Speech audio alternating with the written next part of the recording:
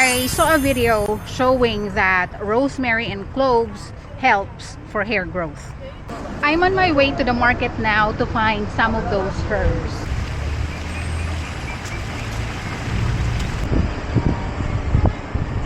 I'm here. I'm sure they have here. There's a lot of herbs here. There's a lot of herb. This one also. Like Sabaring Karabung. There's Shalom. You have like this? This Sikporen, Hebrew Sirporem. Okay. Sirporem. And this one is 15 shekels daw.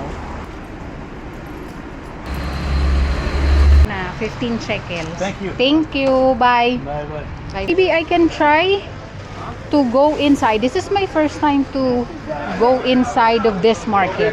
Let me see if they have rosemary here. Shalom, you have rosemary? They don't have rosemary. Maybe I'll try to ask here.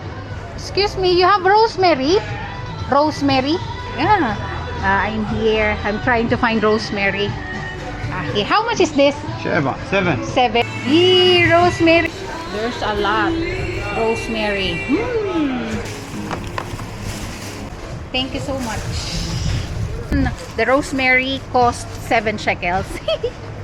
But now I'm so happy. I haven't tried using these herbs on my hair before. Yes, I think this is the best time for me to try these herbs because since I have a very short hair, it will be easy for me to apply the mixtures, especially on my scalp. And also, it will be easy for me to monitor if the product is working on my hair because of the length of my hair. It's very visible to determine if the product will work on my hair.